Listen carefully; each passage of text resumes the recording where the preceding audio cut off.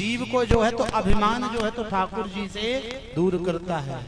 जैसे ही अभिमान जगा कि भगवान जो है एक गोपी के मन में स्वाभिमान और अन्य गोपियों के मन में जो है तो अभिमान जैसे जगा, तो एक माननीय गोपी को लेकर के भगवान जो है तुम गोपियों के बीच से अंतर्ध्यान हो गए।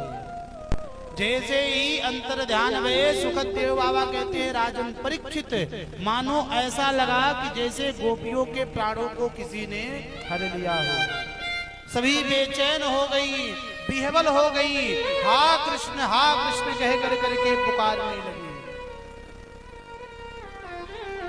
आज गोपियों की जब इस दशा को सुखदेव बाबा वर्णन कर रहे हैं तो कहते हैं कि आज अपनी देह का आन बान भूल करके महाराज पागलों की तरफ गोपियां जो हैं तो ठाकुर जी को पुकार रही हैं। हे कन्हैया, कौन सा ऐसा अपराध बन गया कि आप हम सबको छोड़ करके चले गए। आज वृक्षों से, लता पताओं से, नदियों से सबसे पूछ रही हैं कि मेरे ठाकुर जी को तुमने कहीं देखा है क्या। सुखदेव बाबा कहते हैं राजन परीक्षित, इधर गोपियां विह्वल हैं और जिस माननीय गोपी को लेकर के भगवान गए थे उस गोपी के मन में पहले तो स्वाभिमान था, मान था, लेकिन महाराज उसके भी मन में जैसे ही अभिमान आया, उस गोपी को लगा कि देखो भगवान मुझसे कितना प्रेम करते हैं कि अन्य को छोड़ करके मेरे साथ आज महाराज करेंगे। जैसे ही अभिमान जगा तो उस गोपी ने कही प्रभु मेरे चरणों में जो है तो बड़ा दर्द हो रहा है, अब मैं ज्यादा दूर चल नहीं सकती। भगवान ने कहा कोई बात नहीं, मैं झुकता हूँ और तुम आकर के मेरे कंधे पर बैठ जाओ। और जैसे ही प्रभु झुके, गोपी ने अपने चरण उठा करके जैसे ही ठाकुर जी के कंधे पर रखने का प्रयास किया, भगवान उस माननीय गोपी के भी सम्मुख से अंतर्ध्यान हो गए।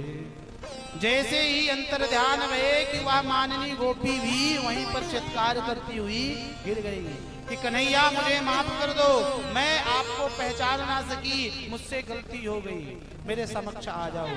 उधर जो गोपियां भगवान को ढूंढते हुए आ रही थी, आकर करके जब उस माननीय गोपी की विह्वल दशा को देखा है तो सभी गोपियां जो है उस माननीय गोपी के साथ मिल करके यमुना के तट पर आई हैं।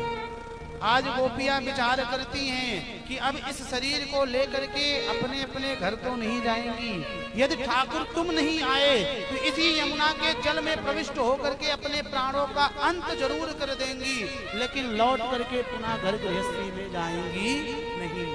और आज गोपियों ने 19 श्लोकों में बड़े ही सुंदर भावों को, अपने हृदय के भावों को, अपने हृदयगत प्रेम को जो है ठाकुर जी को सुनाया है। भागवत में 6 गीत लिखे गए हैं। पहला वेणु गीत, दूसरा युगल गीत, तीसरा गोपी गीत, चौथा भिक्षु गीत, पांचवा प्रणय गीत और छठा एल गीत। पंडित जी ध्यान देंगे, भागवत में कितने गीत? 6 गीत। पहला वेणु गीत, दूसरा युगल गीत, तीसरा गोपी गीत, चौथा प्रणय गीत, पांचवा भिक्षु गीत और छठा एल गीत। लेकिन कहते हैं कि इन 6 गीतों में सबसे श्रेष्ठ गीत जो है, जिसमें गोपियों ने अपने हृदयगत वेदना को प्रभु के समक्ष परोसा है, वह कौन सा है? बोले गोपी गीत, जिसका बाबा सुखदेव ने 19 श्लोकों में सुंदर वर्णन किया है। आइए हम सभी भी गोपियों के हृदयगत भाव को, ज्यादा समय तो नहीं है, 2-4 श्लोकों में गुनगुनाते हैं, तदनंतर हम सभी महाराज के क्रिया में प्रवेश पा करके आगे की कथा को प्रेम पूर्वक श्रवण करेंगे।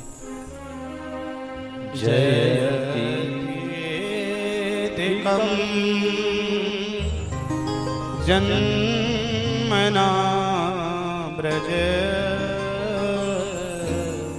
श्रयति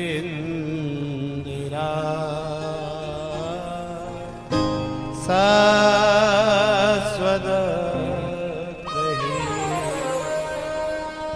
जयति तेधिकं जन्मना व्रजा शयतीन्द्रिरा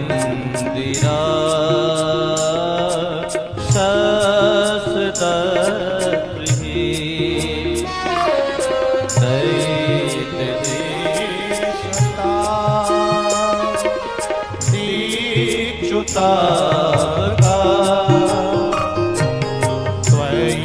धृता सभा वामिचिन्वते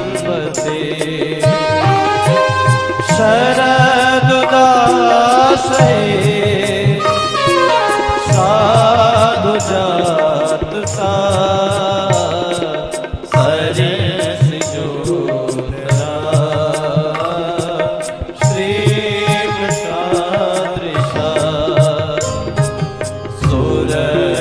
सुरतनापते शुल्कदासिका वरदनीकृतो मेह किं वदा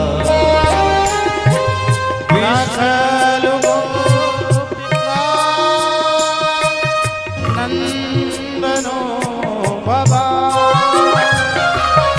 अखिल देना अंतरात्रिका विघ्न साधितो विश्वगुप्तये सदैव देवा साधकाकुले जयति तेऽधिकम् जन्मना व्रजा शयतीन्द्रिरा शस्त्रगृही शयतीन्द्रिरा शस्त्रगृही शयतीन्द्रिरा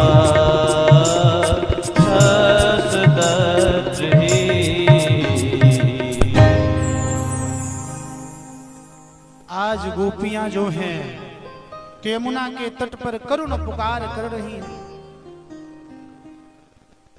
और आज गोपियां जो हैं तो अपने हृदय के भावों को जो है तो इन 19 श्लोकों में भगवान के समक्ष प्रस्तुत करती हैं और कहती है प्रभु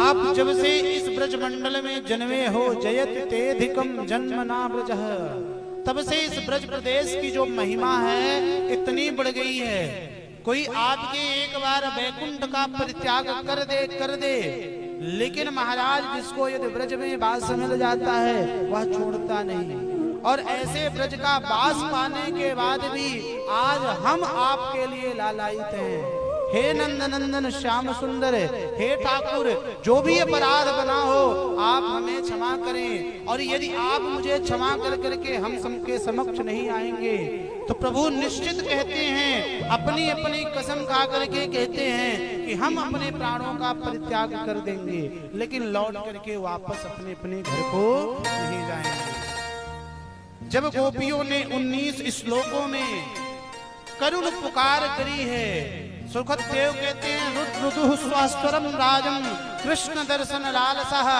जब आंखों से निर्मल धारा आंसुओं के रूप में प्रस्फुटित हुई हृदय निर्मल होता चला गया उनका सारा अभिमान भंग होता चला गया जब गोपियों का हृदय निर्मल भया अब भगवान से रहा न गया तुरंत ही भगवान उन गोपियों के मध्य प्रकट हो गए। अब भगवान कैसे प्रकट भये सुखदेव बाबा वर्णन करते हैं कहते हैं दासा वीर भुक्षोरे स्वामान मुखाम्बुज पीताम्बरधरः स्वाग्नि साक्षात् मन्मथ कहते हैं आख्यान मन्मथ मन्मथः, अर्थात मन को मतने वाले कामदेव के भी सदस्य, हजारों कामदेव के भी जो मन को मत दे, ऐसे आज मदन मोहन भगवान जो है उन गोपियों के मध्य प्रकट हो गए। और आज भगवान ने पीतांबरी ओढ़ी नहीं है, अभी तो पीतांबरी जो है हाथ में लेकर के उन गोपियों के मध्य प्रकट भये, और भगवान ने उस पीतांबरी से गोपियों के सुंदर आंसुओं को पोंछना प्रारंभ कर दिया। जैसे ही भगवान प्रकट भये, गोपियों के मृतदेह में जैसे किसी ने प्राण फूंक दिए हो, सभी गोपियां जो है प्रसन्न हो गई, भागी भागी आई हैं और चारों तरफ से भगवान को जो है तो घेर लिया है। आज गोपियों को अपने आंखों पर विश्वास नहीं हो रहा है। एक गोपी तो आंख फाड़ फाड़ करके देख रही है, उसे लग रहा है कि कहीं वह स्वप्न तो नहीं देख रही। भगवान कहते हैं गोपियों तुम्हारा प्रेम जो है बड़ा निर्मल है। गोपियां कहती हैं जब इतना ही निर्मल था प्रेम तो फिर छोड़ करके क्यों गए। भगवान समझाते हैं गोपियों जब तक प्रेम में अभिमान होता है तब तक मैं उस जीव के पास जाता नहीं। देखो प्रेम में दूरी होना भी परम आवश्यक है। जब किसी प्रिय का प्रियतम जो है परदेश चला जाता है तो उसकी याद में प्रियतमा जो है तो दिन रात जो है तो लगी रहती है। स्वाति नक्षत्र की एक बूंद पाने के लिए चकोर जो है तो तरसता रहता है और साल भर इंतजार करता रहता है, तब कहीं जाकर के उसे एक बिंदु जल प्राप्त होता है। भगवान कहते हैं तुम्हारा प्रेम तो सुदृढ़ है लेकिन उसमें भी जो था तो किंचित मात्र अभिमान था, इसलिए तुम्हें निर्मल बनाने के लिए तुमसे दूर गया। इस प्रकार से भगवान ने जब गोपियों को समझाया है, गोपियों के हृदय की वेदना शांत हुई। आज सभी गोपियां घेर कर करके ठाकुर जी को खड़ी हैं और आज गोपियां कहती हैं कि आप कहते हो कि आप प्रेमी हो, मुझे आपको देख करके लगता है कि आप तो गुरुद्रोही हो। भाई प्रेमी भी तीन प्रकार के होते हैं। पहला होता है आप्तकाम, दूसरा होता है कृतज्ञ और तीसरा होता है गुरुद्रोही। आप्तकाम कौन है? बोले जिसको अपने आप से केवल प्रेम है, जो केवल अपना जानता है वह हुआ आप्तकाम। कृतज्ञ कौन है?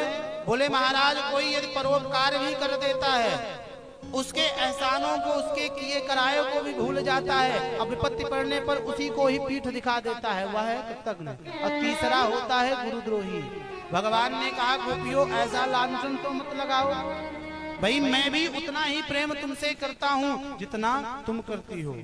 और एक बात और कहूँ गोपियों, मैं अपने माता पिता नंद यशोदा के कहीं उनके ऋण से मुक्त हो सकता हूँ, वसुदेव देवकी के ऋण से मुक्त हो सकता हूँ, लेकिन जो तुम्हारा प्रेम है इस प्रेम के ऋण से मैं जीवन पर्यंत मुक्त नहीं हो सकता।